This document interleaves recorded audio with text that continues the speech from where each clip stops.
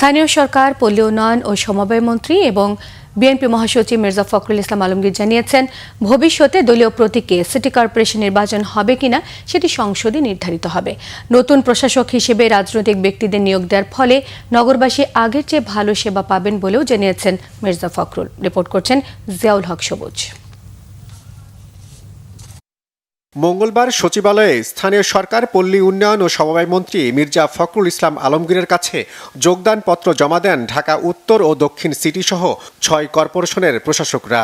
এ সময় মির্জা ফখরুল ইসলাম আলমগীর জানান, মেয়াদ অনুযায়ী ধাপে ধাপে পৌরসভা ও সিটি কর্পোরেশন নির্বাচন হবে।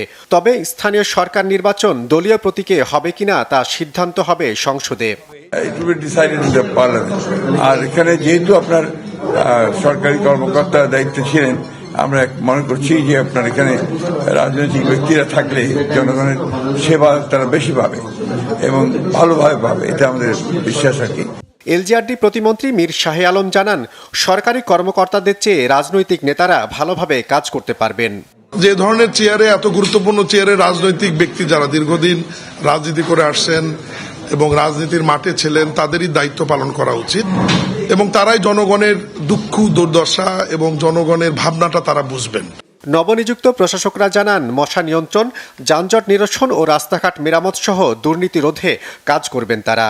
আমরা অন্তত চেষ্টা করব যে জনগণের যে সমস্ত অভাব অভিযোগ যেগুলো আছে সেগুলো আমাদের পর্যায়ে, যেগুলো সমাধান করার সেগুলো আমাদের পর্যায়ে করব, যেগুলো আমাদের পর্যায়ে সম্ভব না সেগুলো সরকারের কাছে আমরা তুলে ধরব, যাতে সেগুলো দ্রুত সমাধান করা যায়। আমার প্রথম কাজটাই হবে মানুষকে স্বস্তিদায়ক যে কাজগুলো এখন রমজানের সময়, সুপেয় পানি, ট্রাফিক কনজেশন, রাস্তাঘাট মেরামত, এই সমস্ত প্রায়োরিটি দেওয়া।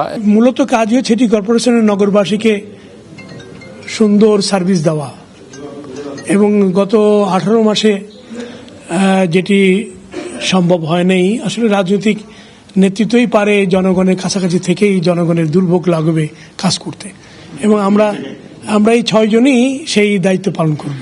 দীর্ঘদিন অকার্যকর থাকা সিটি কর্পোরেশনে টার্গেট ঠিক করে জনগণের সেবা নিশ্চিতের প্রতিশ্রুতি দেন প্রশাসকরা। জিয়াউল হক সবুজ, বাংলাভিশন, ঢাকা।